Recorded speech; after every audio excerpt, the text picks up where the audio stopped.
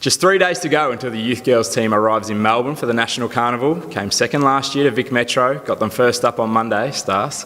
Hoping to go one better this year? Yeah, that'd be nice, but there's more to it this year. This is the first year where the girls have got a genuine senior pathway to aspire to as well, so every game's going to be really important. And much more this year than any other year, we're looking for personal improvement in players and for them to try and get the most out of their ability. And if the team goes well, that's a nice little bonus, but really trying to get them to a level that they can think about pursuing AFL as a career option is probably number one priority. Short turnaround, a lot of games in a short amount of time. How do you approach that? Yeah, it's the same every year, and it's probably a debatable thing as well as to whether the 4 games in 5 days is best practice. But we all take 27 players down, so there's always 3 that dip out per game, so we can rotate players through 4 by 15-minute quarters. We can rotate players through that as well. So the workload's heavy, no doubt about that. By the time game 3 and 4 come around, we're sort of hanging on a bit, but. Having said all that, for the week for what it is, and a lot of games of footy, a lot of content, a lot of excitement, it's a very worthwhile carnival. So remains to be seen, what comes of this carnival in the coming years, whether it falls into something similar to the 16s boys and 18s boys and how that looks. But this concept is in its 7th year this year. Being in Melbourne is also a really big one for us this year too, because there'll be some people down there having a look at the next batch of players coming through for the National League. So yeah, there's a lot of things there that are special about this particular carnival. Star-studded lineup. There's good players on every line really. Who should we keep an eye out for? Give us a couple of names.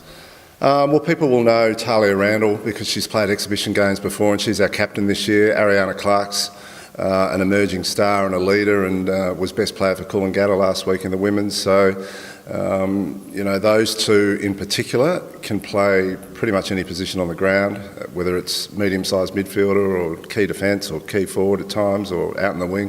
They can do all sorts of things. So they're very handy and versatile to have in the team. Shaylease Laws also played senior Queensland footy, kicked 4 goals on debut last year for the seniors. So. People will know Shaylease as being a lightning-fast, Cyril Rioli type forward. We've got a whole swag of young players that have come through the school sport program as well. So Tori Groves-Little, who was best player last year for the 16 Schoolgirls Carnival. She's in the group this year. Tani White's our youngest one from Cooperoo. Everyone's very, very excited about Tani. She's only 15. We've got Courtney Bromwich, who's bobbed up playing for Yeronga this year and playing very well. Sophie Conway, who's Isaac Conway's younger sister. Isaac was drafted by the Lions a couple of years ago.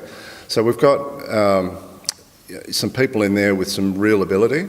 Multi-sport girls as well, both Alicia King and Sophie Conway are both elite hockey players. We've got some real talent there, not only in an AFL sense, but right across the sporting spectrum. So, yeah, there's a lot. I've just brushed over 5 or 6 there, but we go very deep. We've got some real versatility and a lot of excitement about our group. Can we expect a similar game plan to the senior women's team, that fast, get it out wide, use the kick on the angles and open the game up? Yeah, the senior team hasn't perfected that yet, and neither have the youth girls, but it's certainly something that we're working at to try and create a brand of footy that's attractive to watch. It's quick, it's athletic, it moves quick. Our state's lucky to have a couple of really good key forwards that are ranked very highly nationally, so the concept is to get it out, move the ball quickly, get it to them as quick as we can. Don't let the player get bogged down and slowed down. I guess most teams would like to play that way. We think we've got the athletic ability to be able to implement that now. So, yeah, it's exciting. We're probably in the 3 years that I've had the under-18s, we've gone from having a decent proportion of the group that are athletically adept and have got the technical skills, the kicking ability, to now having the whole group being able to do that.